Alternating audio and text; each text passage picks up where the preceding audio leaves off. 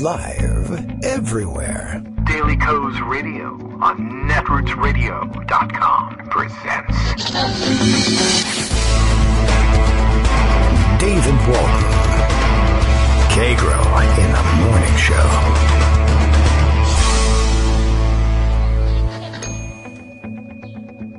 Now, here's David Waldman.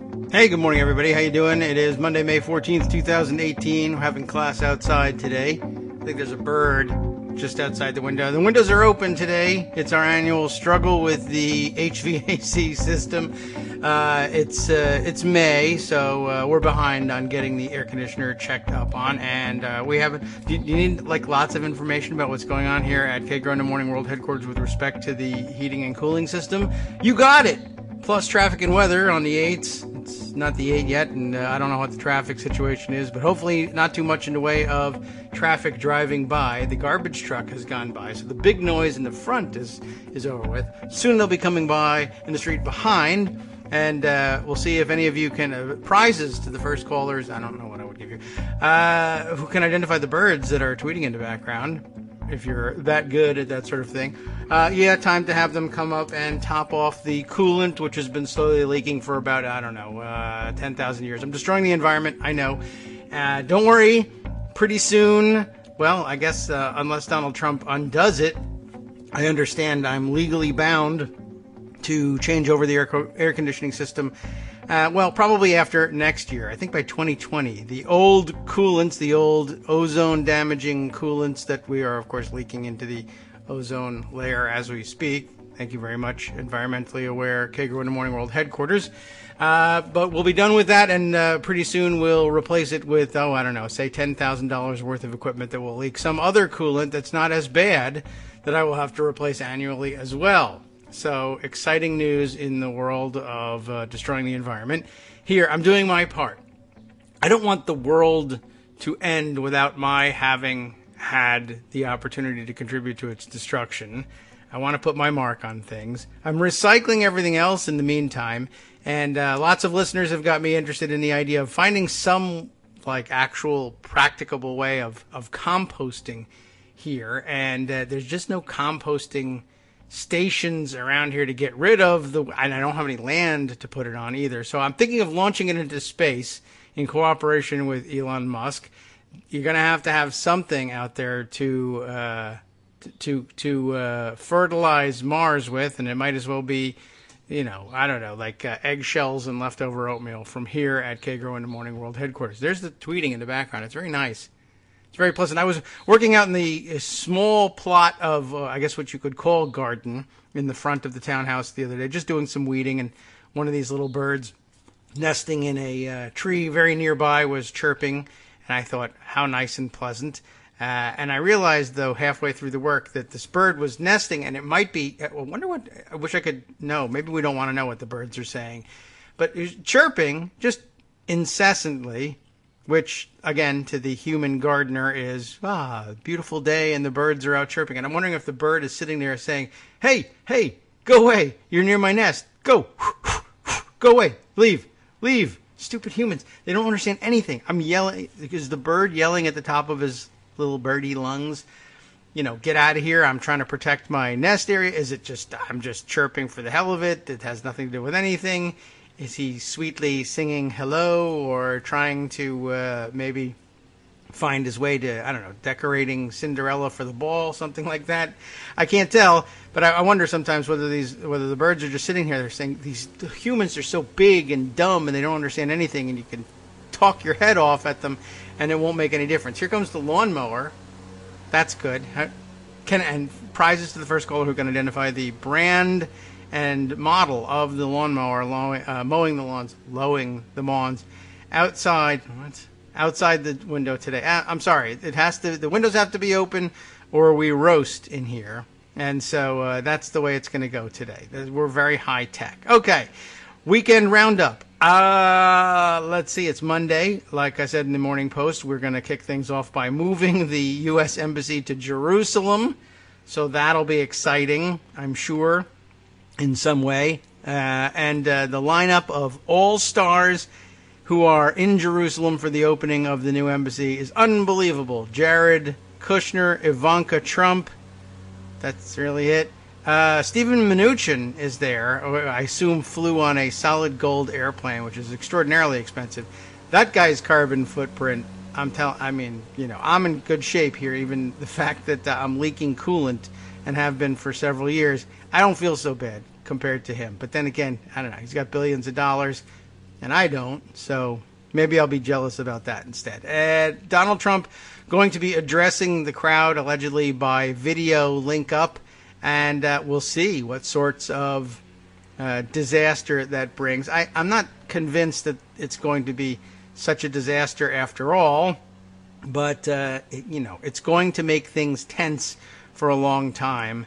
And but things have been tense for a long time there anyway. And let's see, what other items do I need to bring up early in the morning? It is the 69th week of Trump's Presidential Apprentice premiere, as Bill puts it, all the way from Portland, Maine, in his morning tweet. Welcome to Donald Trump's 69th consecutive infrastructure week as president. We're getting there. I love the smell of potholes not getting filled in the morning, don't you? He wonders, and I think we all do. That smell will waft in through the open doors at some point, I am sure. Exciting weekend, though, and trying to keep up on events. Oh, Bill says, by the way, whatever we do, don't call Steve Mnuchin the foreclosure king, because, oh boy, does he really hate that.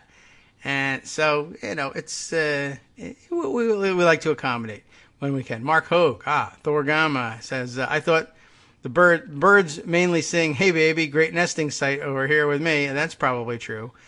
In all likelihood, the bird was ignoring me entirely. I don't know what sort of conceit makes me think that the bird was talking about me, but he was behind my back. I can tell you that much. And I think birds are smart enough to know that that's where you're supposed to do your talking about people. No point in talking to their faces, that's for sure.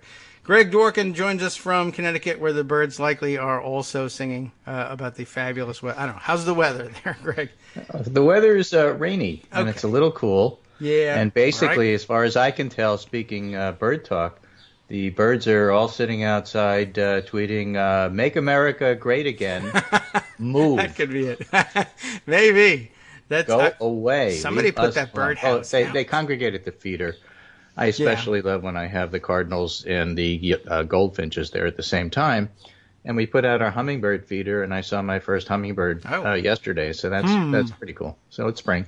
Okay. Well, yeah. Forsythias are fading, but the dogwoods are blooming, and it's nice out this time of year. Cool. Okay. Well, also saw fox and rabbits. Very nice. In the backyard.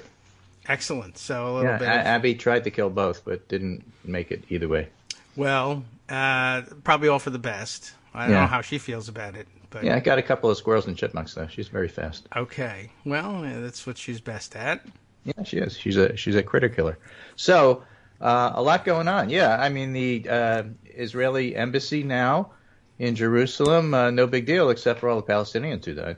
Yeah, right. We don't talk about that, apparently. You just pick them off with snipers, so it doesn't have to make the news. You can do it from a distance. Yes. Well, it's going to be a big weekend, or a big week for getting shot. Right. It's especially good if you pick up the ones who are in wheelchairs, because it's harder for them to get away. I don't know if you get as many points for that.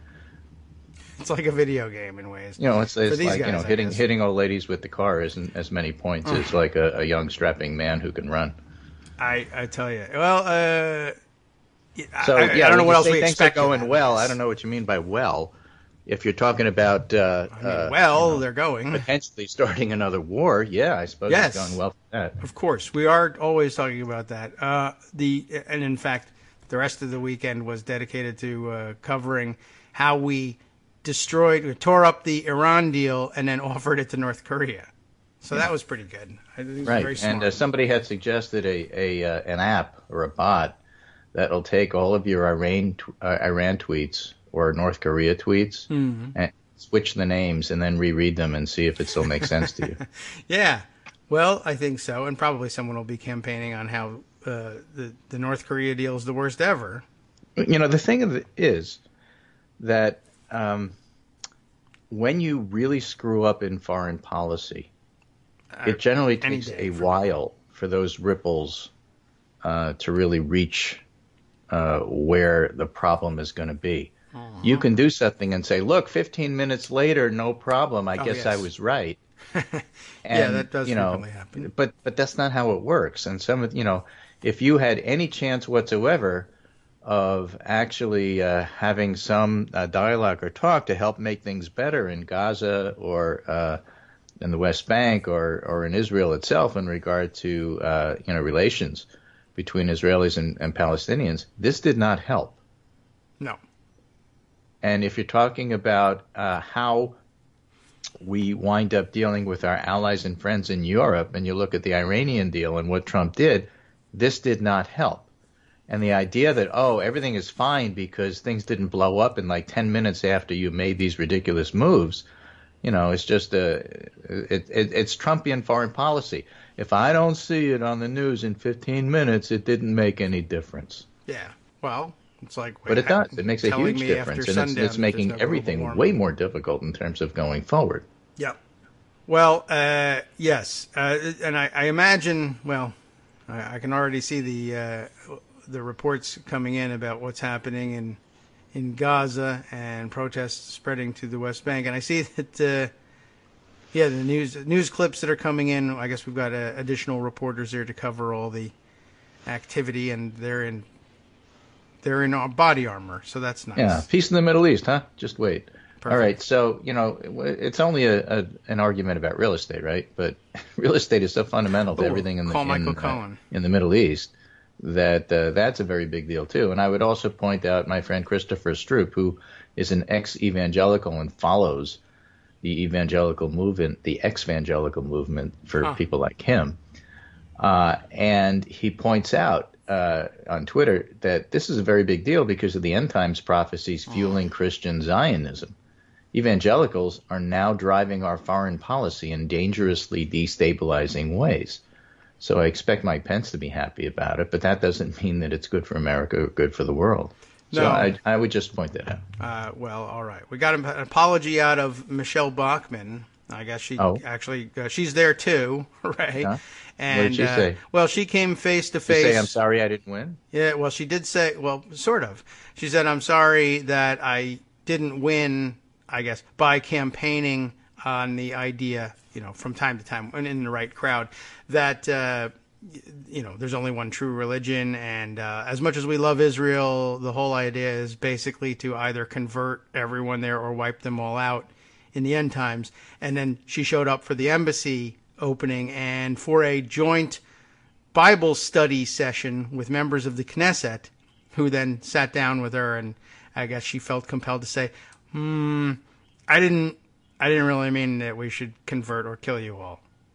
And so that was nice of her to finally just some of you. She met, the ones she sat down with, I guess, or the ones, I guess, capable of, confronting her anyway during their Bible study, if that's the sort of thing you do during your Bible study. I don't know how it goes where you are, but, it can get pretty wild over there. Right. Meanwhile, the whole insult over John McCain's legacy, him being ill, staff on the Trump side disparaging McCain because McCain wasn't going to support their choice for CIA Director Gina Haspel because Trump is anti-torture.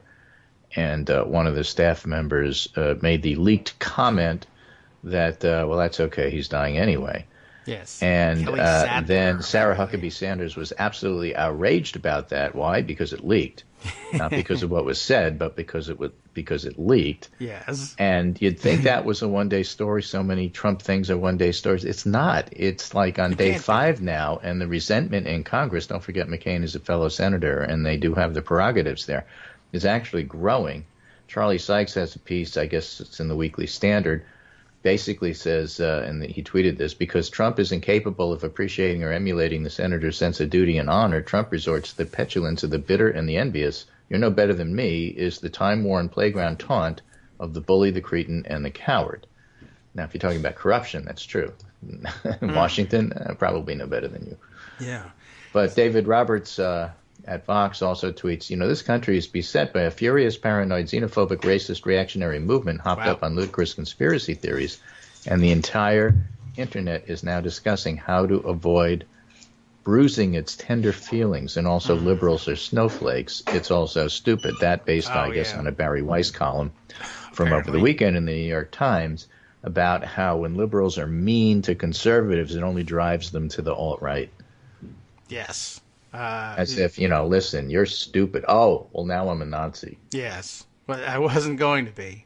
But yeah, that is a weird topic of conversation. I love triggering you guys. There's something magical that kind of transforms them into, I just triggered you. I'm going to change everything. Well, they do love that. They do. I did see but somebody... there is an incredible number of articles. I had one. It is amazing. In the Saturday roundup, and there's more today. The Washington Post, and this will trigger Armando because he loves these articles. These are all about Trump voters and how they've changed over time. And the one in the Washington Post was just absolutely fascinating because Dan Baltz and other reporters there went back to the same people over the course of a year. So we picked 5 or 6 people, including a Democratic House member, Cherry Bustos, and then just followed them and some Republican business types and farmers and such in the Midwest over a year with serial comments about how Trump is doing, from right after the inauguration to 6 months ago to 2 months ago till now. And, I just find it absolutely fascinating because these are not necessarily hardcore Trumpists who are just lost and no point in talking about. These are people who are having regrets about voting for him and think that people they know are getting kind of tired of the whole rudeness stuff. That's the kind of thing I bring up because, yes, we totally understand that they were willing to overlook the racism and vote for Trump, and that's some of them still true today. But those are the kind of folks that this whole McCain thing resonates with in a way that doesn't necessarily resonate with us in the same way. You can remember McCain a lot of different ways, being responsible for Sarah Palin, for example, but also the guy who stood up and told the lady, no, he's not an Arab, he's a good American, and that's not the issue. And he did that in public during that campaign. Mm-hmm. And so, McCain has, like most people, is very, very complicated. He's also the person who George W. Bush was spreading rumors about in South Carolina in 2000 during the primaries about his children. Yep. So the idea that he's a flat out and out racist isn't true. And he did stand up for American values when it counted, when he was talking to the lady, and that video went viral. And, of course, he lost. But at the same time, he still picked Sarah Palin, so he's no saint. Nonetheless, he's a decent guy with an amazing history everybody's well aware of. And for folks in the article that the Washington Post was following, the Trump voters, it does resonate that the Trump world is just so far down the rabbit hole they can't even conceive of apologizing. That the whole idea is they can't even understand why it's an issue, but they do understand that if they apologize, it's weakness, and therefore that's not going to happen. Yes. So that they get. Now but then it morphs into, well, now I stand by it, or I'm stand with that person, and we want to double down on things and why they can't just say, I'm not apologizing, and then leave it. I don't know why they seem to love to fan the flames.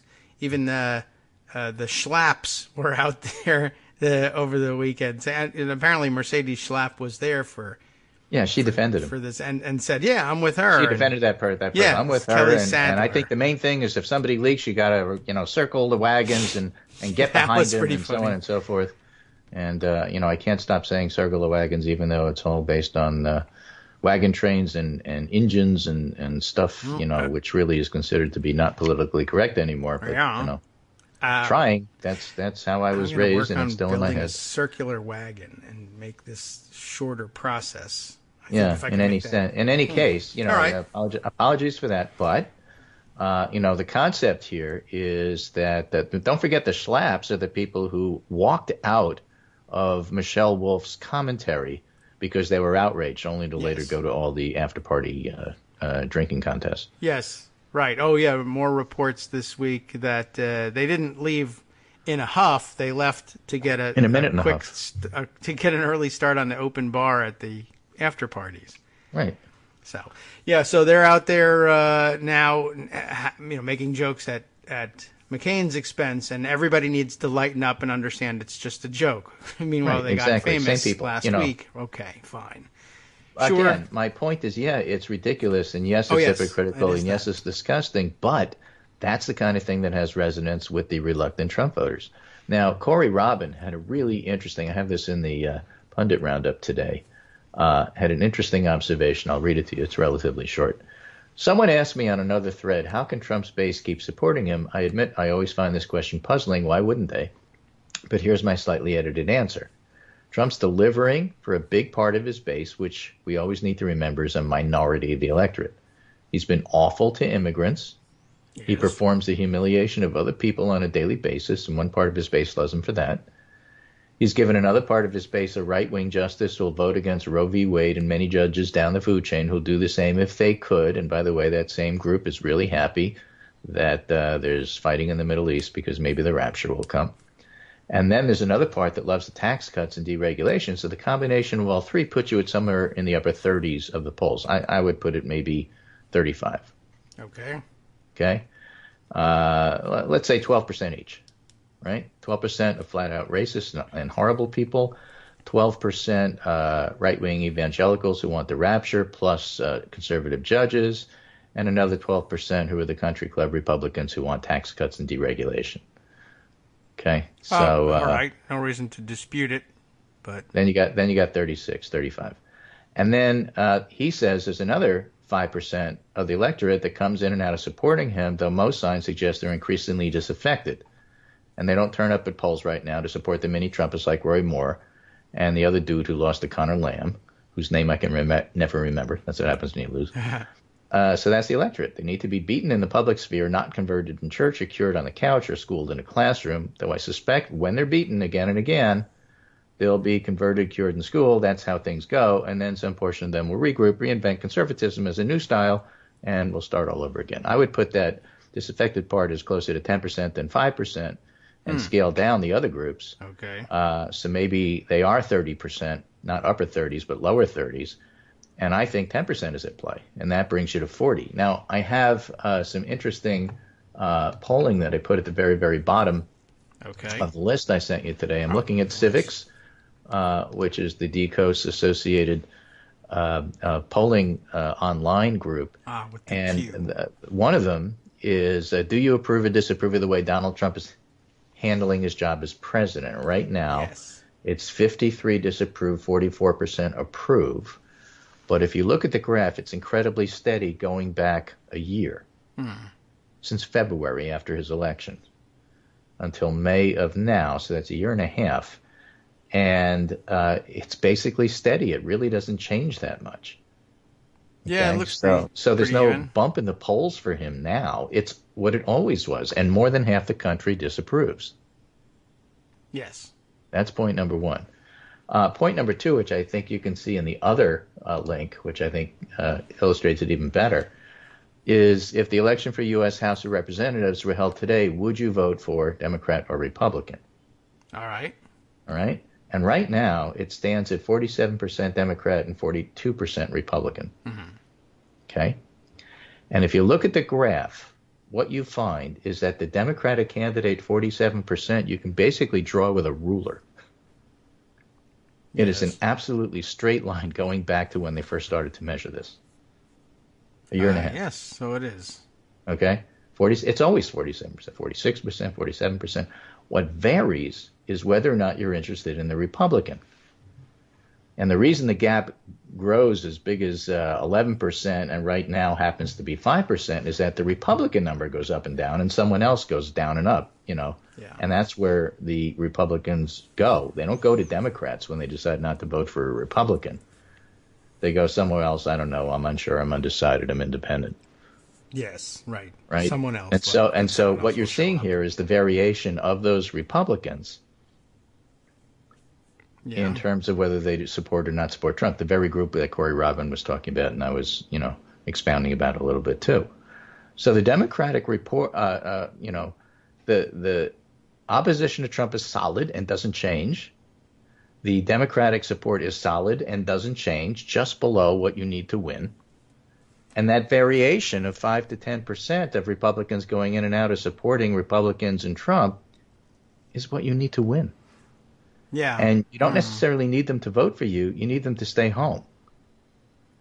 And so, that's what's happened, and that's why the Democrats are doing as well as they are in the special elections. And that's why this is a 5% gap in the civics poll. There's others.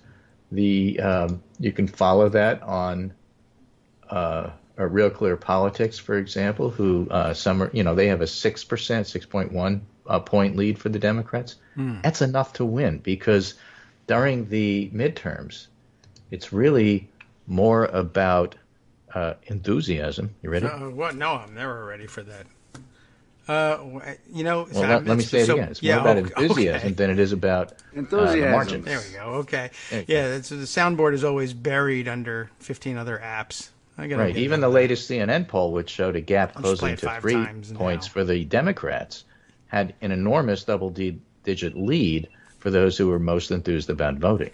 Okay. Well, there's things. Enthusiasm. So I'm ready now. Okay, but it's almost music time. So, but I see what you mean about this, and the civics chart is really helpful for that. Not only that you can see it's pretty much straight across for the Dems, but when there are differences for the Republicans, when interest in Republicans dips, you can see a corresponding rise in claims that they are just unsure or interested in voting for somebody else.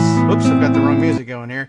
Nice music, though. Yeah, it's very pleasant and everything. But yeah, you can see that it's exactly right. When interest in the Republicans dips, there's no corresponding bump for Democrats. It's the bump in, I'm going to come up with some third party or something else. I just don't want to answer the question, which I think you're right, translates probably into I'll be home that day. There's just no option for stay home.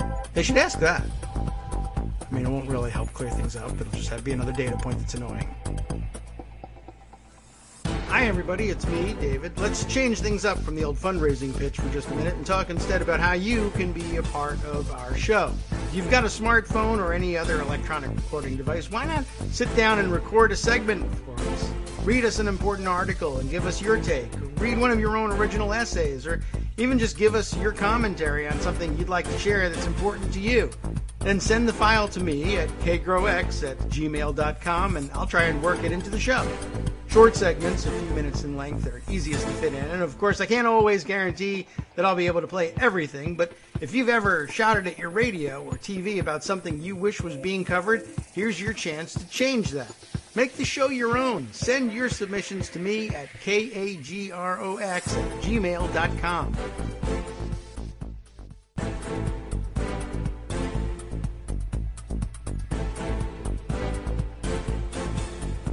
Welcome back to the Kagro in the Morning Show here on Netroots Radio. I think we got everything running basically on time again now, even if the music was late. Greg Dworkin's still with us, clearing things up. By the way, our first guest is in on the type of lawnmower in the background. Brian Monroe guesses Briggs & Stratton 4-stroke model 125. I have no idea. And I'm not about to go out there and check on it, but if it is... You want to know the funny thing? Sounds pretty good. Yes? He's probably right. You may very well be. I mean, because there are people that just know this stuff. I am not one of them, but I don't know. It's and if it is, I should check on it. It's the homeowners. I remember growing up, this was a guy thing, right? So you're like 10, 11 years old, 12 years old. You're with your friends, and a car drives by, and somebody goes, "Oh, well, that's 1969 4-cylinder, 6-cylinder with this and that and everything else." And I'm thinking, it's a car. True, it is that, right. All I know is the ones that they talk about in My Cousin Vinny. So, other than that, I couldn't help you. Oh, my old Land Rover, that I can talk about. But there are people who know. Anyway, things in the news. So, another thing that's in the news that can't get out of the news is Michael Cohen. Please, try. And that was true all weekend, because it turns out now there's a connection between Michael Cohen and Gutter. Gutter? I hardly... Qatar. Gutter. Yeah, right. Well, I think you're correct in the pronunciation. Right? So Will Bunch, Philly Inquirer, has an interesting piece here. Michael Cohen and Donald Trump take American Graft to the Bada Bing Club. Okay. Did Trump know which companies were hiring Cohen to influence him? Were monies from these influence seekers somehow connected to the funds that seemed to have directly benefited Trump by solving problems in his personal life? If not, where did the money that paid off Stormy Daniels come from? That's where Michael Avenatti comes in, and that's why he's been interested. The powers that be have made it almost impossible to prove the crime of political bribery in modern America, thanks to a Virginia governor who got off the hook. Yeah. The wrong answers to these questions, though, could make the impossible suddenly seem possible and raise serious doubts about the survival of Trump's presidency. But what if the dollars from Novartis, AT&T, et al. Didn't benefit Trump in any illegal way? What if Michael Cohen simply sold those large corporations a bill of goods, winning huge contracts for high-level access and insights he didn't deliver? There's a valid argument that what Cohen did after Trump's surprise victory in November 2016 is no different from how other Trump insiders cashed in. What, for example, is the deal with Qatar paying Trump's former campaign manager, Corey Lewandowski, $500,000 a month? Yes, I would ask that question myself. And what close associates of both Democratic and Republican presidents or top capital lawmakers have been doing for many decades? Under this scenario, the work of essential consultants is about as shocking as gambling in the back room of a Casablanca nightclub. In other words, the whole place is corrupt. Yes, although, again, I mean, if you have evidence of it, let me know. But I don't know that Corey Lewandowski's consulting firm made any payments to any of Trump's girlfriends. Hard to know, but that's what Michael Avenatti is asking for. I would like to know myself. This Will Bunch, when he was summarizing this for the Philly Inquirer, said this: Politico's playbook, not surprisingly, spoke for the corrupt and contented classes the other day when it published this. And this is just remarkable. This is from Politico's playbook. Yeah, okay. It's in the Bunch article. And Politico playbook said, yes, guys like Michael Cohen routinely get paid amounts like $1.2 million to offer insights about their boss or former boss. Yeah, it's crazy. But many readers of this newsletter would not have their McMansion and McLean, their BMW, their membership at Army Navy, second homes in Delaware, cigar lockers, and endless glasses of Pinot Noir at BLT Steak and Tosca if that kind of stuff didn't happen. Newsflash, $1.2 million is not a rounding error for massive corporations. And besides, the smart companies route these deals through law firms. Yeah, that did come to our attention on Friday. And, of course, it caused a lot. That's a defense?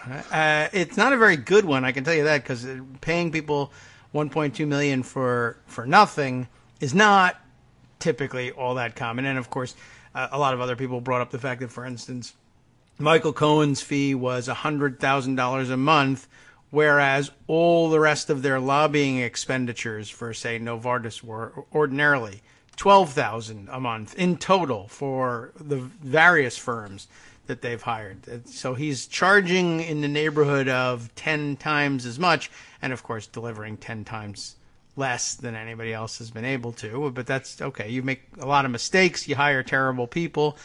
But then paying girlfriends, the thing that I don't understand that's not is good. But look, we told you this is a swamp. We were honest and upfront about that. So, put a lid on it. Yeah, like everybody's like this. What's right. the big deal? No. Says who? They're wrong about that, for one thing. And, they're correct in that when somebody new gets elected to office, there's a new class of people, those who know them personally, who can cash in. And that's bad, and we don't like it. And it was an awful defense in terms of like, well, I would happily see those people lose those McMansions and glasses of Pinot Noir at whatever restaurant they want to have. That'd be terrific. And I don't care if many readers of this newsletter enjoy that or not. And because many more readers, secondhand readers typically of the newsletter, would like to see that system smashed to smithereens. So it wasn't exactly great for expanding, subscribership, but it was, and it was just factually off the mark in a lot of ways too. I think they wish there were more people getting $1.2 million for nothing. Right, but the mindset, they're talking about, the fact that the people who read Politico Playbook basically are all lobbyists, is what I got out of that. I think not people so, interested in politics, just lobbyists. Yes, but they were people who had some particular expertise, overvalued to be sure, but some particular expertise to offer, whereas Michael Cohen, A, doesn't, and B, doesn't care that he doesn't. He's a noted published molecular biologist. That's why Novartis wanted him. And in addition to as which, Michael Avenatti pointed out, he's also an accountant. Yes. And basically he's a Renaissance man. He is. He's an all-around kind of guy. Leonardo. He does everything. And I remind everybody, though, that the Republicans who defined for us what it means to say money is fungible, that means that's still on the table. I can't ignore that. If you're paying Michael Cohen and Michael Cohen is paying Trump's girlfriends, then you're paying Trump's girlfriends. And there's no difference. You can't, separate the funds. But he didn't even try to separate the funds. He just put it all in one pot and said, yeah, whatever, I only need one LLC. If Novartis is giving you money and the money's going to Stormy Daniels, it's not the same thing as what's paying for cigar lockers elsewhere. Although Michael Cohen does like his cigars. I'm sure. This piece, Dan Friedman in Mother Jones, summarized more of the gutter issues. Yes, Qatari investor accused in bribery plot appears with Michael Cohen in picture posted by Stormy Daniels' lawyer. Yeah, I did hear that. So members of the Trump transition team appear to have met on December 12, 2016, with a group from Qatar that included Ahmed al-Rumayhi, the former Qatari diplomat and current head of a division of Qatar's massive sovereign wealth fund. Yes, that place. Who's accused in a recent lawsuit of scheming to bribe Trump administration officials. Now, that's a wacky story in and of itself. This is the basketball league, a businessman, and Ice-T, or Ice Cube. Oh, okay. Oh, now I was confused. Wait a minute. Ice-T, how is he getting... Oh, Ice Cube, yes, of course he's in this. Right? Yeah, who started a league... A basketball league, wanted investments. I see that now. And apparently what the gutter folks tried to do is flat out bribe Steve Bannon. Okay. Why? In order to reach... Oh, what's his name? Trump, that other guy. It's a very weird story that I'm having trouble. Ice Cube, the rapper and actor, and his business partner Jeff Quatinez recently filed a $1.2 billion lawsuit that includes an allegation that al-Rumani and other Qatari officials who invested in the men's Big Three basketball league indicated interest gaining access to people connected to Trump. Al-Rumayhi requested I set up a meeting between him and the Qatari government and Steve Bannon, and to tell Steve Bannon that Qatar would underwrite all his political efforts in return for his support, Quatinez said in the court filing. Quatinez says he rejected the offer, which he viewed as a bribe. In response, Quatinez says, al-Rumani laughed and then stated to me, I shouldn't be naive that so many Washington politicians take our money, and stated, do you think Flynn turned down our money? That's a reference to Michael Flynn, who was fired as Trump's national security advisor after lying about his contacts with then Russian ambassador Sergei Kislyak. Wow, it's like they all read Politico. Right? Sports Trinity, a group that included the Qatari investors in Big Three, claims that Quatinez is lying. The statements in Quatinez's declaration are pure Hollywood fiction. A spokesperson for the group said in a statement, Mr. Quatinez is engaging in xenophobic PR smear campaign against Sport Trinity, the largest investor in Big Three basketball, to cover up his own mismanagement and erratic behavior with respect to the league. So there's this whole side thing here about arguing over the basketball league and who invested what. But the reason that I read that section is because those are court filings and under oath, I suppose, right? I mean, Quatinez is saying that Qatar tried to bribe him. Tried to bribe him? Well, tried to bribe him and get to Steve Bannon through him. Yes, I see. Okay. Well, I always try to bribe people through basketball leagues. I don't know what the big deal is. So this then brings in Michael Avenatti, which is why we know a lot of this story. Last week, Avenatti released a report later largely confirmed that detailed secret payments by several corporations to limited liability companies set up by Cohen. In another picture, Avenatti posted along with the photos of al-Rumayhi, Cohen speaks with Flynn, and so Avenatti's tying them all together. He's saying, look, here's a picture of him with Flynn, with Michael Cohen, and with this gutter investor. Yes. Those pictures, by the way, courtesy of C-SPAN, which everybody thought was so stupid for setting up a camera in the lobby of Trump Tower during the transition and filming the elevator bays. Right. So I figure that was a worthy investment. Right. So there's this whole side thing about what's going on with Qatar in this basketball league. But Avenatti's bringing it to the front page and saying, hey, this is more examples of influence peddling from foreign powers, which, by the way, included Michael Flynn, who's already been indicted on something along those lines and pleaded guilty. Yes. And so there's a lot here, and there's a lot more to expose. And guess who knows about all this stuff? Robert Mueller. But we're telling the public about this now. Now, Mueller can't be happy about that. I don't think investigators really like to see all their stuff out in the front pages of stuff. No, I would assume that they would put it there if they really wanted to see it there. By the way, this does not sound like a Briggs and Stratton to me. Okay. Yeah, but I'm just saying, that Michael Avenatti, therefore, hitting on this story, winds up bringing it to the front page so that everybody's now aware of what's Gutter got to do with all of this? Well, that's what Gutter's got to do with all of this. And that may not bribery, be it. You don't have to know the details. And I'm sure mentioned in here somewhere, and I think in my initial skimming of most of these stories, we, of course, wouldn't forget that Gutter was the first ones approached by Jared Kushner looking for a bailout for the Kushner real estate empire. The other side of the coin is that Gutter is trying to buy influence in Washington to balance out the influence that Saudi Arabia has so that the Middle East rivalry between the two very wealthy nations has a lot to do with why they're spending money hand and fist trying to get influence. Yeah, and of course the blockade that's going on as well is just another aspect of this rivalry between the two. Right. Which, by the way, has something to do with Iran and all that. We were reminded, or I'm reminded now, in reading about the initiation of this blockade by the Saudis. I think they were upset that the Qataris, who occupy that strange little spit of land that juts into the Persian Gulf and therefore has a claim on some of the Persian Gulf natural gas fields. That's where they get their money. Yeah, a conflicting claim, though, with Iran, and so they've had to compromise and work things out and have decent diplomatic relations with Iran so that they don't actually go to war over those gas reserves. And not helpful that has for made people everybody who want else to go to war.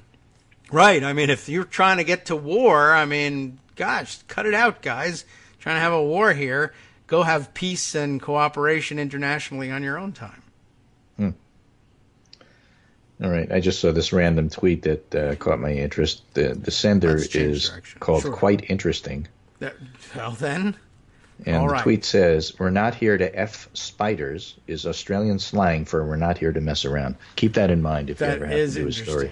I was not aware of that, but if all right, it ever these are happened, the kinds of things we'd like to teach you in the morning. And yeah, right. My last piece for today. Me neither. That's also not why I'm here. is something completely different. Also I have a lot completely of different. I thought that was a good transition away from some of the weeds there.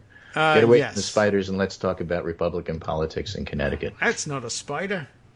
All right. Yeah, this is a spider. So Colin McEnroe is a columnist and radio host in Connecticut, and he covers Democratic and Republican politics. And it turns out the Republicans just had a nominating convention for governor and other things. Okay, conventions. They're evil. They are. And the Republican convention nominated barely. Who's that? Just kidding.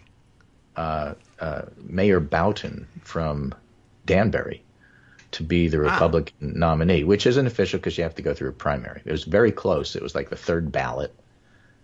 Wow. And the way McEnroe describes it is everybody got bored, and they basically had to do something.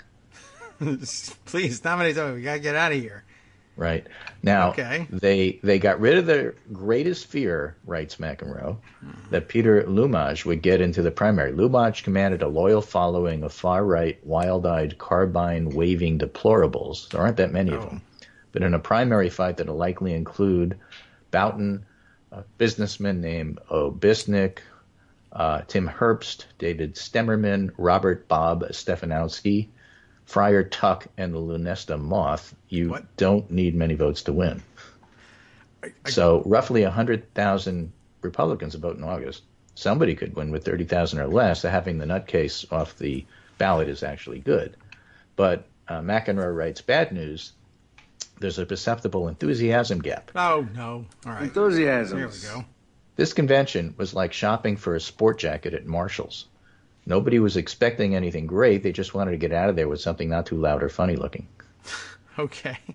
So Danbury Mayor Boughton won the endorsement, but not on a wave of zeal.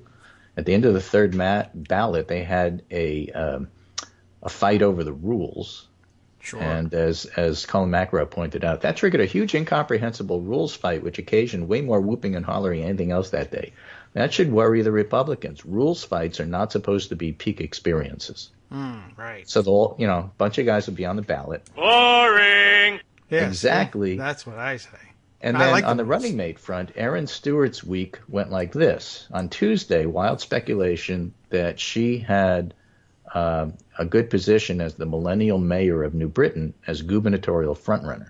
By Friday, she dropped her bid, switched to lieutenant governor, and by Saturday, she was soundly defeated for the nomination at the convention by some weird old dude named Joe. What? Now, Stewart can still primary against the aforementioned state senator Joe Markley, a Tea Party guy but somehow likable. And Jamie Stevenson, Darien, first select woman, an escapee from a Fox News experiment to develop the perfect blonde Republican life form. This is, all right, now, This is Colin McEnroe writing about what it's like to be at the Republican convention, which brings up, whiteness. The Republican State Convention still looks like a small Scandinavian town that was taken over by the people who make Dockers. They just can't seem to do anything about that. Their idea of diversity is two white guys with different food allergies. That's the line you tweeted. I like that one. Yeah, it's a good one. Okay. So it's tough to fake diversity, he points out. The name of one candidate, this is actually a physician, State Representative Prasad Srinivasan, was mangled approximately 781 times in the podium Saturday by the moderator, State Senator Tony Boucher, who, in her defense, has only known Srinivasan for 8 years. Oh. Not long enough to figure out, it says. Not long enough to figure out how to pronounce her name. I Not Dr. Sriracha. mispronounced Boucher's name, but I don't know her either. So, just it gives you Tony, an idea what was going T-O-N-I. on. It was like a boring snooze fest. Yes, right? Got to use that again. Right? And so that's who the Republicans are running. Now, it's not like the Democrats who are going to be replacing Dan Malloy, not a very popular Democratic governor right now. And it's not as if the Democrats are going to replace, the Republican convention as being more interesting. It's really hard to know who the Democrats are going to nominate. Connecticut local politics is kind of a mess right now, and it just gives you an idea why. I guess everybody's got a mess going on locally. It's always kind of horrible, and it's terrible too because it's a real tragedy. As all politics is local, and all local politics is horrible. You have to get out and vote. No wonder. You really have to get out and vote. I'll and do if you that. want to have better choices, then you should vote in primaries. And that's true. And I guess you should even go to these conventions, as horrible as they are. But Not me, thanks. Well, interesting. I'm curious now to get a look at the inside the convention. I like the idea of a small Scandinavian town taken over by the people who make Dockers. All right. Well, how does the guy? What's Joe Markley's secret to being Tea Party but likable? Well, you vote Tea Party, but you smile and you don't insult people. I leave that to them. Yeah, Hi. Exactly right. Okay. So there's that. What other stuff can we talk about as I slip out the door? Not much. Lots of articles about how the Democrats are trying for House gains by blessing moderates and annoying liberals. But Benji Sarlin points out that doesn't matter because liberal ideas are coming to the fore anyway. Oh. We're talking about health care. We're talking about jobs, basic incomes, immigration issues, and even marijuana. These are all going to be issues that aren't they're centrist now, so they're not even arguable. And you can call them lefty fringe issues because they were 25 years ago, but not so much anymore. So basically that's how you win. You make your issues centrist, and you win on running as moderates, except, compared to 10 years ago, these are pretty liberal ideas. Well, that's good. I like that sort of shift. And yes, they're not nominating both moderates and annoying liberals. They're annoying liberals by... They're annoying liberals by electing moderates. Right. Because the annoying liberals are making it up into the final ballot, most times. Well, that's one of the things that goes hand in hand with being annoying. Well, one of the reasons they're annoyed is because the moderates steal the ideas and then run as a moderate. It's not supposed to be that they're annoying. They are annoying in many ways, but they're annoyed, and everyone is susceptible to that. Yeah, exactly right. Anyway, that's the big picture for Monday, so that'll help you start your week off. Hopefully not too many people get killed in the Middle East today. Isn't that a nice way to say hello, how are you? Yeah. And I'll be back on Wednesday, and we'll do it again. Okay, very good. Thanks, Greg. We'll try and keep up. I mean, it's the Middle East. What could go wrong? Yeah, I mean, I'm just keeping an eye on Twitter. The numbers of people being killed are creeping up every few minutes. Well, we're not going to go down. Well, that's true. Although, if it's going to happen anywhere, it'll happen in the Middle East. This is true. Take care, and I'll talk to you on Wednesday. Very good. Okay, thanks, Greg. We'll be moving on from there, and I guess now there's some distinct possibility in the next hour. The show will be interrupted by either the call from or arrival of the heating and cooling technician, who we'll interview for the show and find out whether or not he supports Trump or just every once in a while tells the interviewer he's not sure or looking for someone else. And it really depends which technician they sent. I have a sneaking suspicion a few of them are actually not in the Trump camp, which would be fantastic. All right, let's see. Oh, by the way, comment from Matthew Rigdon, who asks, how far are we from D.C., and are we sure we're not hearing a jailbird singing out there? It could be entirely true. You never know who Robert Mueller and his gang are interviewing in secret outside of my home. But I think that number is there's just not a whole lot of it going on here. We're close enough to D.C. that we could find a few migratory jailbirds, or we might even be housing them out here, for all I know. We're a little further out than McLean, so we wouldn't necessarily hear those guys, although they're under house arrest typically anyway and wearing ankle bracelets, and we don't get to hear them a great deal. All right, let's see. Lots to find out about Qatar, and I thought it might be wise to look into what's going on there. And perhaps also get an explainer of what Michael Avenatti was talking about from, I have one from Think Progress, though I'm sure there's one available from Vox, but first you got to wade through, who is the Michael Avenatti explainer and all the cards, etc. Judd Legum, and I don't know, does he say legum or legume, I think it's with E on the end, it would be legume, but I've never asked him. But at any rate, Michael Avenatti's Mother's Day bombshell, as he puts it, explained. It's the headline. I don't know if it's necessarily Judd's fault. Stormy Daniels' lawyer doesn't take a day off. And that's largely true. Okay, let's see. We have on Mother's Day, that would have been yesterday, Sunday, Michael Avenatti, attorney for Stormy Daniels, posted a cryptic tweet, and it was a little bit cryptic, with several images of Trump Tower on December 12th, 2016. The photos featured Trump attorney Michael Cohen, who Avenatti is suing on Daniels' behalf. I like having the birds sing while I talk about Michael Cohen being sued, etc. Mike Flynn, Trump's former national security advisor, and several men who are more difficult to identify are in these photos, and it is difficult to identify them. And he tweeted out, actually, I think, some time signatures from the C-SPAN video to look at, and you were supposed to, but he didn't tell you who the people were. Mike Flynn, I recognize, and Michael Cohen, of course, I recognize, but the rest of the people I was looking for some guidance on. About 6 hours later, Avenatti revealed the identity of one of the other men in the picture. According to him, it is Ahmed al-Rumahi, and I'm guessing about that pronunciation, but that's the guy Greg was telling us about before, a former Qatari diplomat who now heads up the nation's massive investment fund. And Avenatti asks, Why was Ahmed al-Rumaihi meeting with Michael Cohen and Michael Flynn in December of 2016, and why did he later brag about bribing administration officials? That's a big question mark. According to a sworn declaration filed in court. Now, Judd continues here, it has not been conclusively proven that the bald man in the elevator, and that's how we'll refer to him from now on. I'd like that to be the case, but I'll forget by the time he's brought up again. It's not conclusively proven that this bald man in the elevator is al-Rumaihi, but it looks like him, and there's some links here to some other photos of him. And this, he says, is where the story gets very weird. And we will need this explainer, because it does get weird. Al-Rumaihi was one of several foreign investors in the Big Three basketball league, a new 3-on-3 professional league, started by rapper Ice Cube and his business partner, Jeff.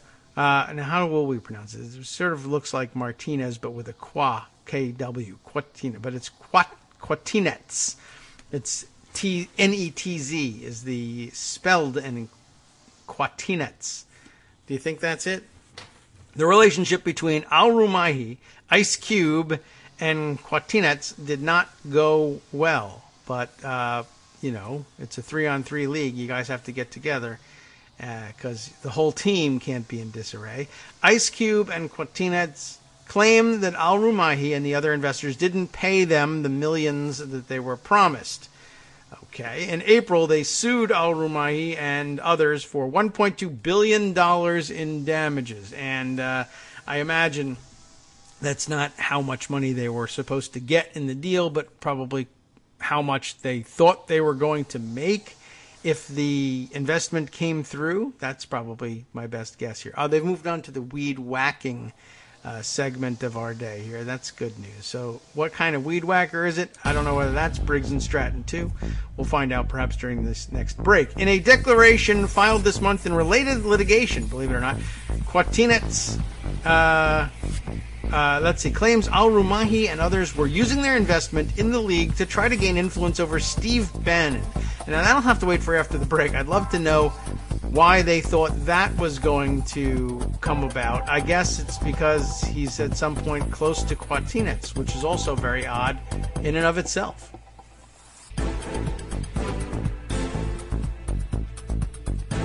Welcome back to the Kagro in the Morning Show here on Netroots Radio. I believe the weeds have all been whacked for the most part, but I was able to get over and get the slider closed, so hopefully that'll cut down on the noise. But I think I did see the guy walk away with the weed whacker, but not enough time to ask him what model it was he was bringing. Oh, look at this. This sounds like it might mean something. Michael Musson says it might be a Tecumseh engine. The needle valve in the carburetor is a real pain. Sounds good. I can't tell you whether or not we're on track here. Let's see. Can't they upload, he asks, a photo to Facebook, and it will automatically identify and tag the faces? Oh, is that the al-Rumaihi question? I guess it's possible, but how many Qataris have we got in the database? I don't know. Let's see.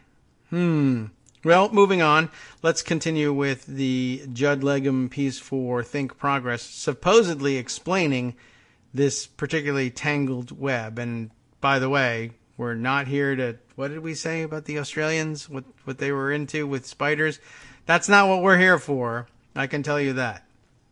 That I can tell you, as Donald Trump would put it. Okay, so Ice Cube, Jeff Quatinetz, and Ahmed al-Rumaihi, I suppose acting on behalf of the Qatari investment firm. And did we say that was at the Sovereign Investment Fund, or was he operating for some private fund? He's a former diplomat, now heads up the nation's massive investment fund. So I guess, yes, the Sovereign Wealth Fund is what we're talking about. Now, why would they be investing in a professional, presumably American, 3-on-3 basketball league? I don't know, but I guess those who watch international football, that would be soccer, you see the Qatar Airlines logo on a lot of jerseys. So they're clearly they have an interest in sports. So it's not unusual, although I don't know whether 3-on-3 American basketball. I guess it was somehow was on their radar, and this Kwatinetz character must somehow be the link in all of this. And it is said in this declaration filed this month in related litigation that Al-Rumahi and others were using their investment in the league to try to gain influence over Steve Bannon, which was a good idea back then when he was still at the White House, and they must have felt like, oh, maybe that was it. Maybe he left the White House, and so they said, to hell with the 3-on-3 league. And Ice Cube and Kwatinetz were like, hey, I thought you were actually genuinely interested in sponsoring this basketball league, to which Qatar says, duh, no way. I wanted to bribe Steve Bannon. That's apparently what we're getting out of this. So let's see. Kwatinetz claims Al-Rumahi and others were using their investment in the league to try to gain influence over Steve Bannon, a former advisor to Trump, as you know, who's reportedly close to Kwatinetz, which is amazing. According to Kwatinetz, this was a part of a larger effort by Al-Rumahi to act as an agent of Qatari intelligence. And again, he's a former government official now working for the Sovereign Wealth Fund. He's, whether it's Qatari intelligence services per se, I don't think it could hardly matter. You're talking about a Middle Eastern monarchy with a gigantic sovereign wealth fund. Everything is tied up in the government there, and I guess everyone at a certain level tied up in the government too. So whether he's really working for a Qatari intelligence operation or just some other aspect of the monarchical government, I can't imagine it makes much difference. Kwatinetz claims that Al-Rumahi invited him on a hike in January of 2018 and said that he had a message to convey from the government. From the government of, I guess this is just a typo, didn't get cleaned up. The Qatari government. The message was from the Qatari government to Steve Bannon, which, okay. I mean, not okay. But I guess if you're Kwatinetz and you know both of those guys, and he says, come on a hike with me, and then says, I have a message to get to your government, then sure, red flags go up, and he's probably right. Something weird is going on. Al-Rumahi said that the Qatari government would underwrite all of Bannon's political activity in return for his support on issues of importance to the country. Bannon had recently lost support from his main financial backer, Rebecca Mercer. As you know, financial backing is extraordinarily important to anybody and to anything, I guess. But Steve Bannon in particular, he's become accustomed to a certain lifestyle, and all of it was based on financial backing from Rebecca Mercer. But January 2018, when did Steve Bannon leave the White House? I'm going to have to do some Google looking here for just a second. Steve Bannon, I guess we'll look at the Wikipedia entry to see if we can look at the timeline here of, let's see, he was senior counselor to the president through August of 2017. So by January 2018, I was wondering because, of course, he's lost the financial backing of the Mercers on account of having been booted out of the White House as a political enemy and being on the outs. So it's important for him. Clearly, Bannon will have some interest in picking up new financial backing. But why do they want to bribe Steve Bannon at this point, unless they also think, and I guess it's not out of the question, sure, he's been booted out of the White House, but Trump is who he is. He's mercurial, and he'll end up coming back. So maybe that's a good idea. Like, we'll buy low and sell high. Buy into Bannon now while his stock is at an all-time low. And, if we lose, we lose. And I guess it has all the hallmarks of a play like that. If at some point Al-Rumahi says, this thing isn't paying off, let's walk away from the 3-on-3 basketball league. That we don't care about. Although, he might just as well have said, maybe I can still make money with the basketball thing. But maybe he just never believed in it. Okay. So let's go for a hike so we can be out walking and no one will be surveilling us, presumably, while we hand over this message. So let's see. Where did we leave off? Ice Cube, the rapper and actor, and his business partner. Why did we jump back up to there? That isn't, I don't think, where we wanted to leave off. All right. Yes, I guess we must have gone to here. Al-Rumahi requested I set up a meeting between him, the Qatari government, and Stephen Bannon, and tell Steve Bannon that Qatar would underwrite all of his political efforts in return for his support, Quatinetz said in the court filing. Quatinetz said he rejected the offer, which he viewed as a bribe. In response, a bribe to who? Because he's just asking him to set up a meeting at this point. Is that right? Or is he also saying that money for the basketball league is contingent on that?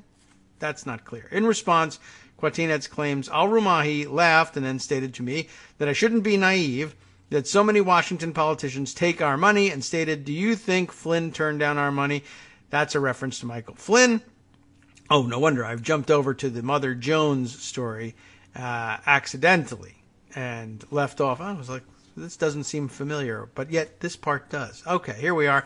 I don't know how I veered off of the Think Progress path, but I guess it's all too easy with 10,000 tabs open. They went on a hike in January 2018. He has a message to convey, Al-Rumahi does, from the government of Qatar to Steve Bannon. They'd underwrite all his political activity in return for support on issues of importance to the country. Bannon had recently lost support from his main financial backer, Rebecca Mercer. Quatinetz said he told Al-Rumahi such an offer was inappropriate. That's when he allegedly responded by calling Quatinetz naive and bragging that former Trump advisor Michael Flynn had no problem taking his money. And I'm sure there's very little money he has a serious problem taking. Let's see, an excerpt of the pleadings, the declaration of Jeff Quatinetz is included here as a screenshot. On or around January 2018, there was the invitation to go on a hike. I found this unusual, but I assumed we would be talking about the money that defendants owed the Big Three, the basketball league, since I was consistently requesting defendants complete the funding they owed and had set a rapidly approaching deadline. He continues by saying this hike was after the Michael Wolff book regarding President Trump was published, and it was reported that Rebecca Mercer and the Mercer family had pulled support from Mr. Bannon. During the hike, he said he wanted to convey the message from the Qatari government to Steve Bannon. Al-Rumahi requested setting up a meeting between him, the Qatari government, and Steve Bannon, and to tell Steve Bannon that Qatar would underwrite his political efforts. He said he was offended by the request. I'm trying to run a basketball league and need our money paid, and I stated that neither I nor Steve Bannon would ever take or even entertain the concept of a bribe of any kind. I was appalled. Speaking for Steve Bannon, I'm sure that was inappropriate. Mr. Al-Rumahi laughed, etc. You got that whole bit about Michael Flynn. And he just says, I'm out, basically. I flatly rejected Mr. Al-Rumahi and stopped the conversation and told him never to offend me again by bringing this up. I'm sure that really worried the head of the Qatari Sovereign Wealth Fund. Sports Trinity, the vehicle that Al-Rumahi used to make his investment, disputes these allegations and says it's all fiction. The presence of Al-Rumahi in Trump Tower on December 12, 2016 lends more credence to Quatinetz's claim. Flynn pleaded guilty to lying to the FBI and is currently cooperating with Robert Mueller's investigation by including photos showing Michael Cohen accompanied by Al-Rumahi. Avenatti is suggesting that Cohen might also be involved.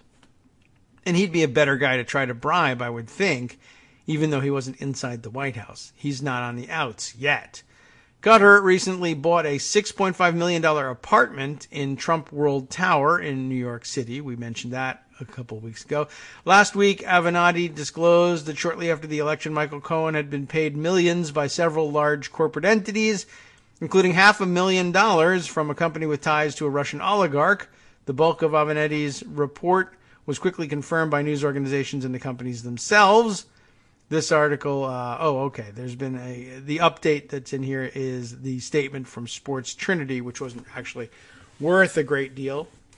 All in all. All right, well, I guess there's no secret to it. that makes it any more understandable, for instance, why and how Jeff Kwatinetz comes to know Steve Bannon, but it doesn't seem like it worked out very well for anybody in this case. But yeah, it doesn't tell us that much.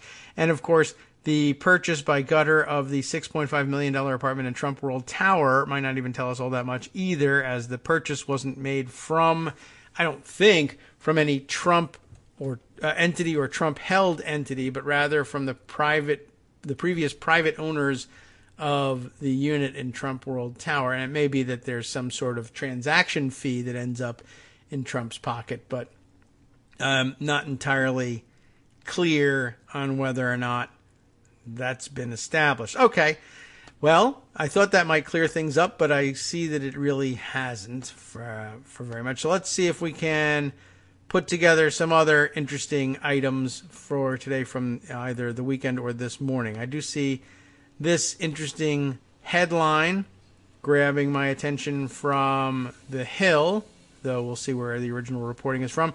Trump expresses need for better, quote, TV lawyers, unquote, to combat Mueller probe, according to a report. Joe Concha writing this up for The Hill. President Trump has privately told associates he needs better TV lawyers, Matlock, for instance, to defend him publicly from special counsel Robert Mueller's investigation into possible collusion, yada yada.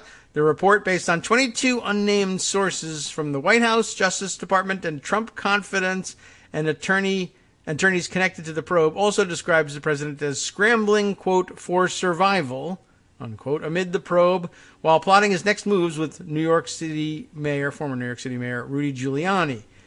Trump gripes that he needs better TV lawyers. Of course, the TV lawyer he's using now is Rudy Giuliani. So I don't know how much credence I put in the report, given if he's conferring with Giuliani. I mean, I don't know. Is that the sort of thing he feels comfortable saying? Maybe it is. Maybe he's fine saying, I want to fire you. I need better people. You can hang around and advise me in private, but I can't have you on TV anymore.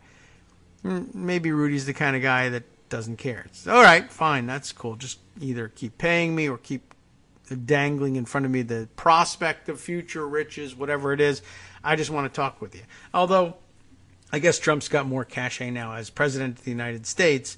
He doesn't really actually have to pay anybody anything. People like to be able to say they are in contact with the president, even if he's a fake one.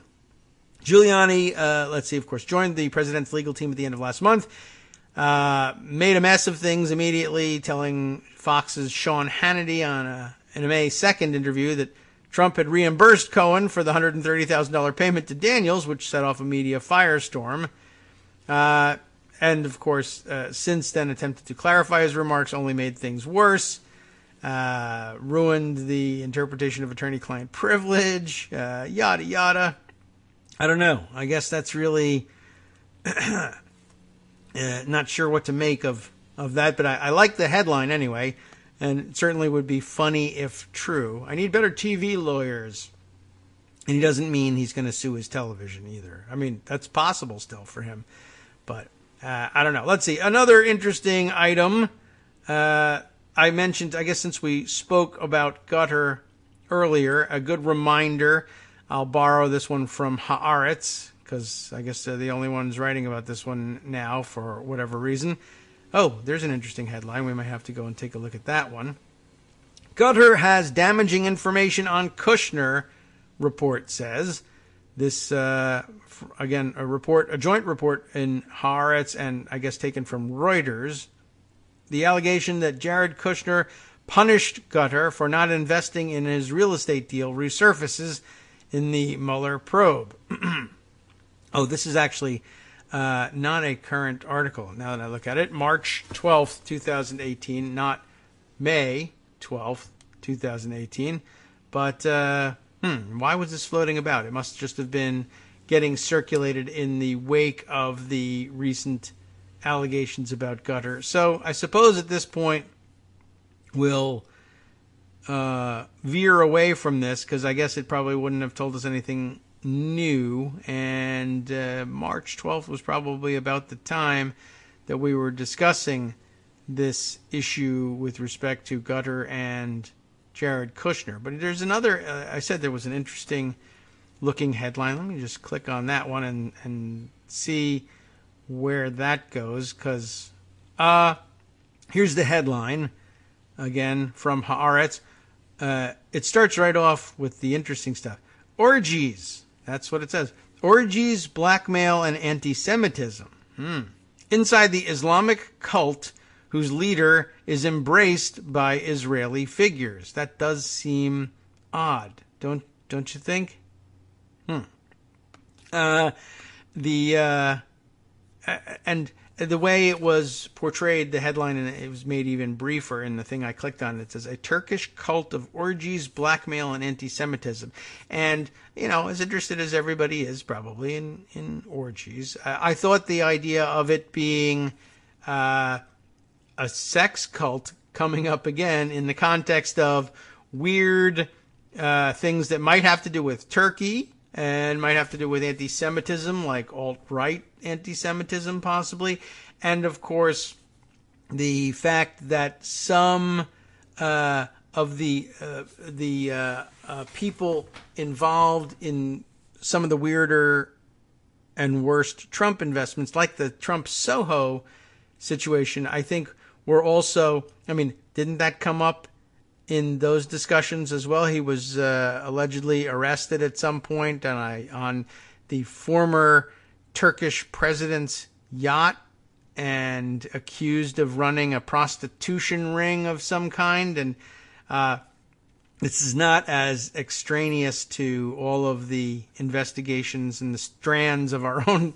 reading as one might think. But this is a new person. I have not seen the name come up yet, but Adnan Oktar. I'll just read you. All we can really go into, I think, at the moment is the headline, but keep an eye on this guy. Orgies, blackmail, and anti-Semitism. Inside the Islamic cult whose leader is embraced by Israeli figures, and you might want to know why. He has a harem, and I guess that's a good usage of the word, of scantily clad, quote, kittens, as he calls them. Claims the UK deep state brought Hitler to power, sure, why not, and is accused of sex slavery. And that seems highly likely. What draws Israeli politicians and rabbis to Turkish cult leader Adnan Oktar? I would like to know myself, but of course now we run into the firewall over at Haaretz. But I guess if anyone is a Haaretz subscriber or willing to become one, I'd be somewhat interested in finding out what the hell anybody would be attracted to this from the Israeli side, and why rabbis would think, sure, an Islamic anti-Semitic sex cult is exactly where I ought to be spending my time. It seems weird. There are a couple of subheader bullet points here that might offer some hint. A strange drawing found in what is this? This is something else. Oh, okay. These are other stories. I don't like the way they laid this out, but ordinarily I would have thought these were bullet points about the story, but they are in fact teasers for other stories. Never mind. Although, if you were interested, a strange drawing was found in Sinai and could undermine our entire idea of Judaism. And that's not just because the rabbis are hanging out with anti-Semitic orgies blackmail guy from Turkey. Wow. What a tangled web we weave when we first practice to maybe not, whatever they do with spiders down here in Australia.